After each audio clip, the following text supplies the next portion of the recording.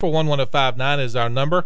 And glad to have in studio with us on this Wednesday morning the superintendent of Lowndes County Schools, Dr. Steve Smith. Dr. Smith, how are you? I'm doing fine, Chris. Thank you. Also, glad to be here. Glad to have you here. Also from the school board office, Troy Davis. Troy, how are you? I'm fine, Chris. Make sure everybody's mic's working. Fred Weatherington, school board member as well. Fred, good to see you. Good to see you, Chris. Thanks.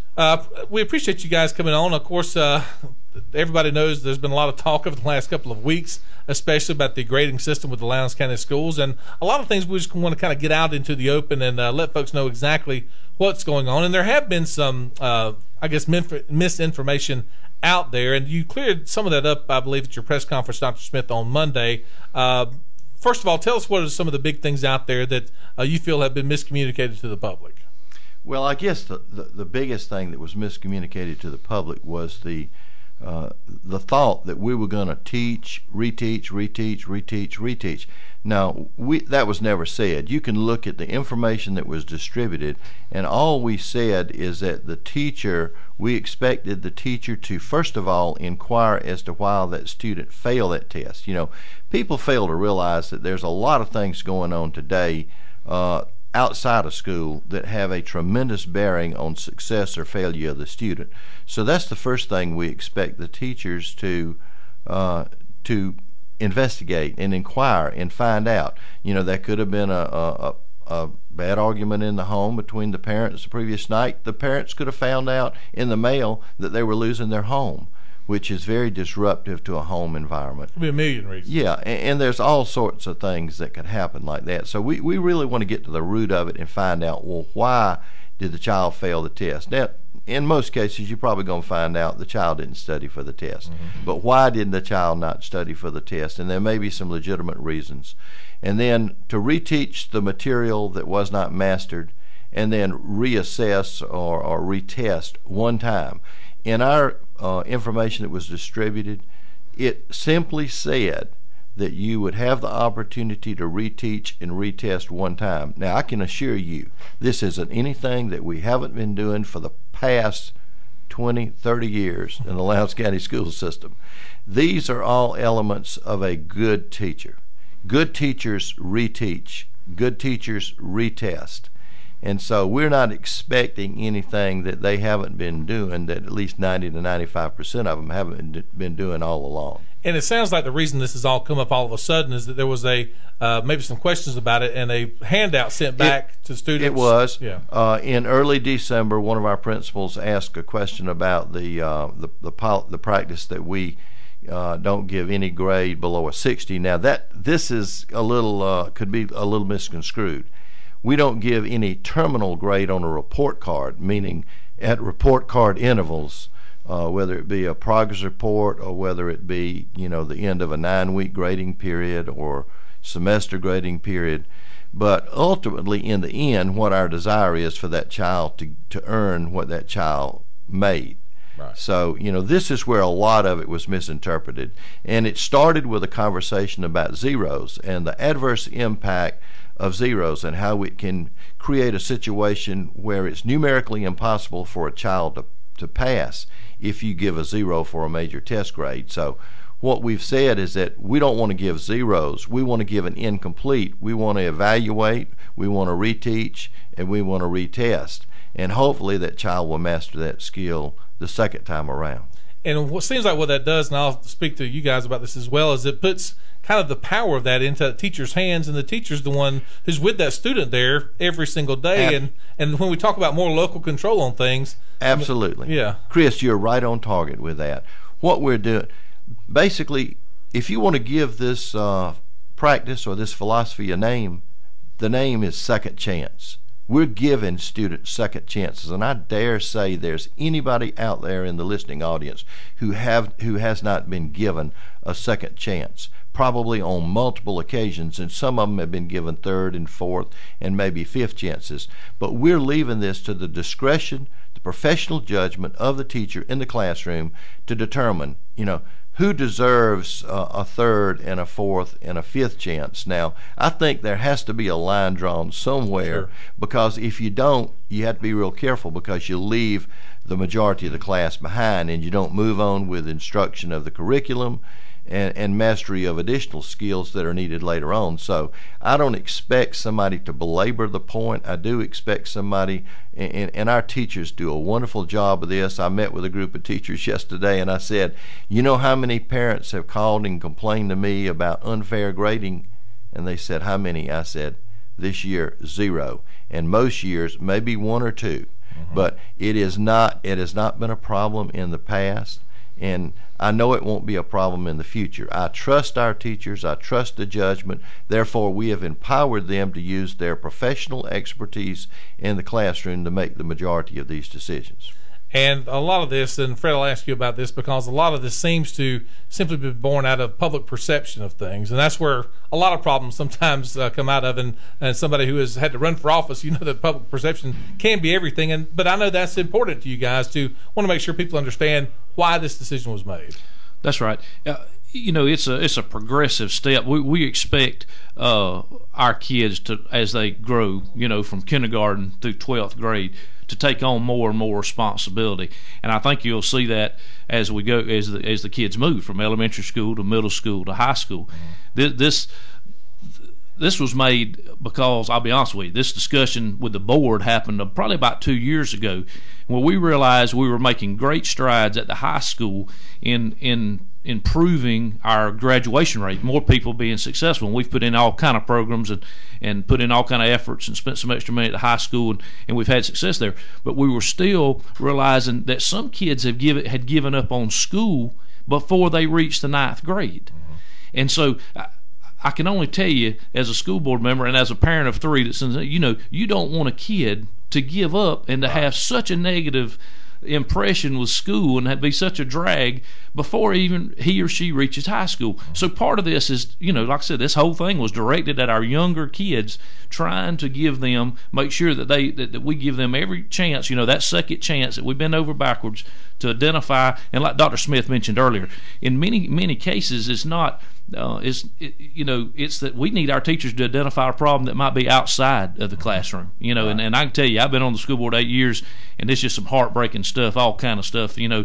And our teachers, that's where the rubber meets the road. They have to hold up the red flag, and then we've got some, all kind of assets that we can bring to bear to help that kid or maybe that family under those circumstances. But the reason was that we wanted to try to have the kids coming from the middle school, from that 8th grade to that 9th grade year going into high school, having a higher percentage of them feeling successful, feeling like school is on their side, right. The teachers are on their side. It's not, our system is not against them and their failures. That's now every year. I want to say this, Chris. Even right now, even with this policy and all this, we still have 3rd, 4th, 5th, 6th, 7th, and 8th graders that fail and do not get passed on to the next grade. So, we can do all we want to. The kid still has to be accountable. That's and put forth that 2nd or 3rd effort if the teacher allows or whatever.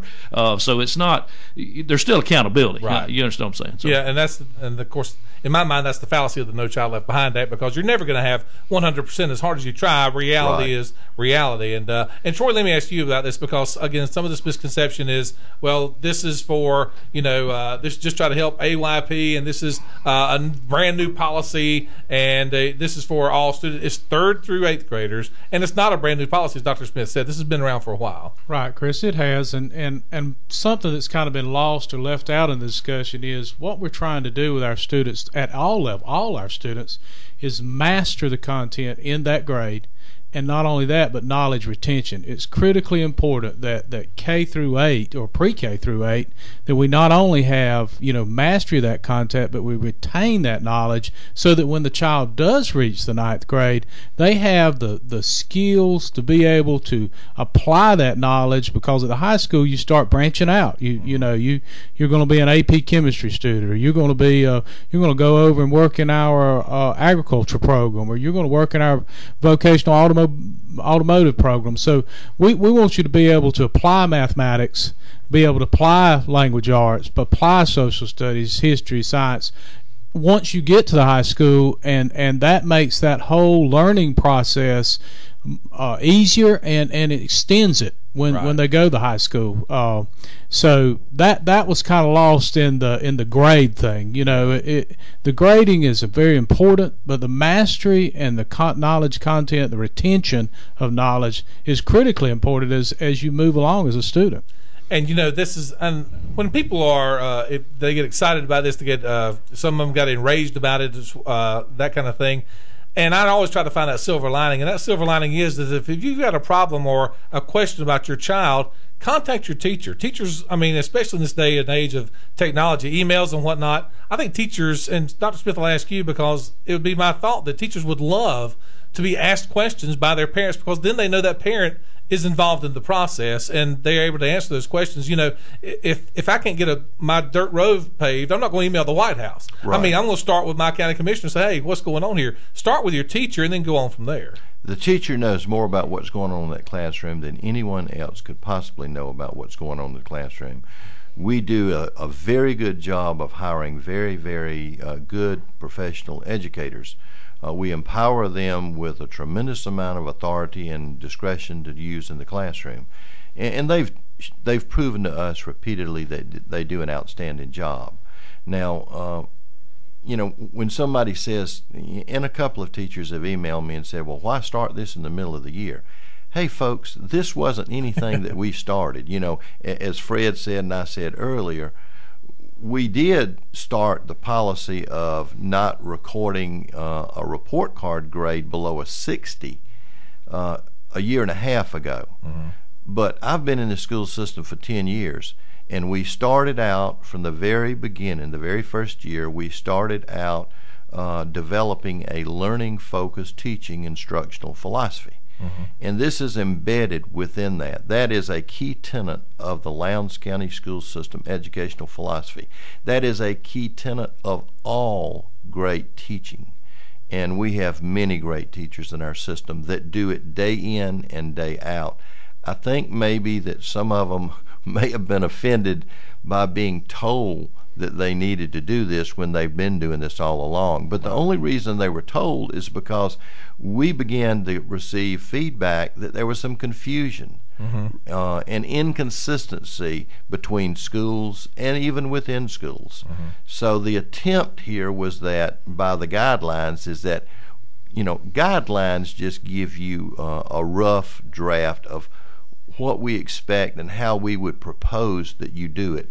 Now, teachers have a tremendous amount of latitude that they can alter this, but it wasn't an attempt to tell teachers you're not doing it, you need to do it. It was really to clarify any confusion regarding the interpretation or the application of this 60 to 100 grading scale in 3 through 8. And people need to keep in mind, as Fred said, we're dealing with children who are basically 8 years old, some of them 7 years old, to 13 years old. That's the majority of the ages of these children. They're not adults. They're in training to be adults. Do they need responsibility? Do they need to be held accountable? Absolutely. But in a progressive transition as they progress from elementary to middle to high school and hope to be responsible adults someday. But it doesn't happen overnight. Any parents know out there that as children mature, you gradually give them more and more responsibility, and that's the way you teach responsibility, and they earn the right to be held accountable for higher standards later on. So that's what we're talking about. Steve Smith, Fred Weatherington, and Troy Davis from the Lowndes County School System joining us this morning. Has it been, this is a rhetorical question because I know that it has, but I guess the question should be, how frustrating has it been over the last couple of weeks to see this kind of people who have been very upset with this and knowing that the facts necessarily aren't out there? From your position, Dr. Smith, how frustrating has that been? It's probably been one of the most frustrating things that has occurred in my career, and especially at the end of my career here. Somebody said the other day that they said, I sure hate that this has happened on your way out. And my comment was, well, I'm glad it happened on my way out as opposed to Wes's way in. Yeah. And then some people have said, well, how does Mr. Taylor feel about this? Folks, I lead by collective wisdom. The teachers know this. The principals know this. The parents know this. The community knows this. any decision I make is made from the collective wisdom of a lot of people, and Wes was certainly an integral part in the decisions that were made. The board, I don't make any decisions without running it past the board. So when people say, well, did the board know about this? Yeah, we had some discussions at a board retreat 2 years ago about this. Yeah. 241-1059 is our number. All right, we'll lose that one. Let's go to line 2. 241-1059. Hello, caller. Good morning. How are you this morning? Hey, I just had to call and tell you, our school systems are classic examples of some doofuses. You would not believe the vehicles on the roads this morning in Berrien County where the roads are closed with their lights off. Well, that's. I mean, why do they let people like that have driver's license? Good question. I don't know. So have a great day. All right, thanks a lot. That's what happens when we have open phone lines. Let's go back to line 1. Hey, caller. Good morning. Hey, good morning. I wanted to find out what is the plan. He was saying that for the past year and a half, the grading was supposed to be nothing below a 60. But in Parent Portal, you can go in and I can see that there was a 35 and a 50, and that was averaged in. So did they go back and change all of that? All right. Well, that's a real good question, and we put down the actual grade that the student earns in the grade book. The grade book is overridden at the end of the grading period to use 60 as the lowest grade. However, what we're trying to configure at this particular point in time is that we're going to give children an extra chance. There are things that happen in their life that could cause them to, and we'll probably have one student at Monday night's board meeting who will give you an example of what's happened to his life and how he's trying to turn it around, and how a second chance is going to help him to graduate on time. I can think of numerous examples of children out there, but now if they blatantly refuse to do what the teacher is asking them to do, they're going to get what they deserve to get. So when you put down a 0 or you put down a 10, it can have a devastating effect on a grade that makes it numerically impossible for that child to recover and pass the class. Got time for one more phone call this morning during the segment. Hello, caller. Good morning. Hey, good morning, Chris. What's up? My thing is this. Okay, if you with this no zero grading system, okay, if you give a student a 0, average of a 0 and 100 is a 50. Average of 100 and a 60 is an 80.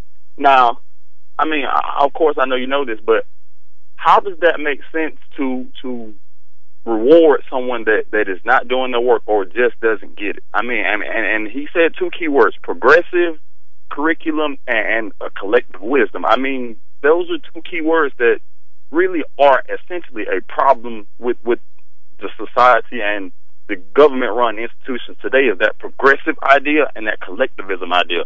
I mean, if the student deserves a 0 or a 10 or whatever, and they're just not getting it, then they need work. They don't need you to, okay, it's all right, let's pat you on the back and just give you a grade and keep you going. That's not smart. That's not intelligent. That's not helping the student at all. That's putting a pacifier in his mouth, and that's adding to the nanny state which we have now. Caller, thank you. And I think I'm going to say what I think what he meant. I'll let the man answer. No, let me answer.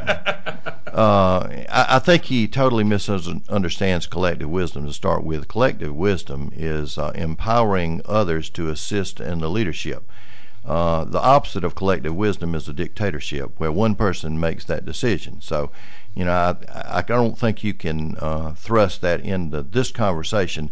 The decision was made through collective wisdom, but when he refers to the 0 and the 60 and all that, he's really referring to an individual grade of a 0 or a 20 or 30 or 40 or 50, 60. But what he needs to look at is this. We record an incomplete. We don't give a 60. When someone fails, and it's not all assignments, we're really talking about basically summative assignments, like major tests that at the end of a chapter, those are the types of grades that are so detrimental.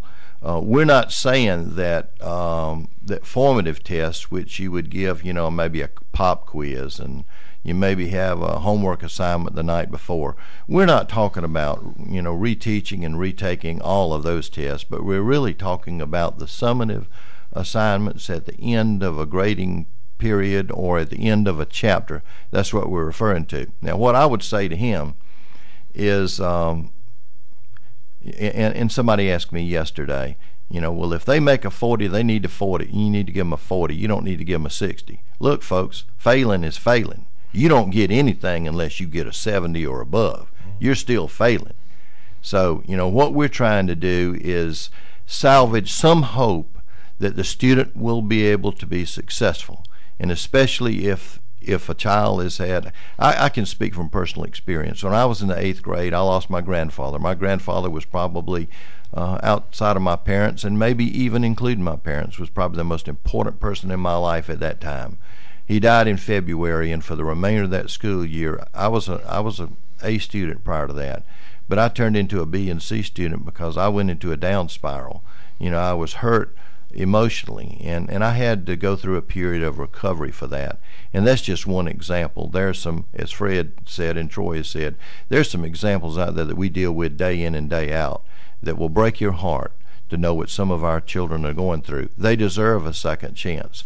But now, don't think that if they don't pass, that we're going to pass them. We are not going to pass them. We're just trying to maintain hope and salvage the success of a student. So I don't make any apologies on behalf of the school system for our commitment to success for all students. Will they all succeed? Absolutely not. Past experiences demonstrated some just don't care and some won't do what we ask them to do.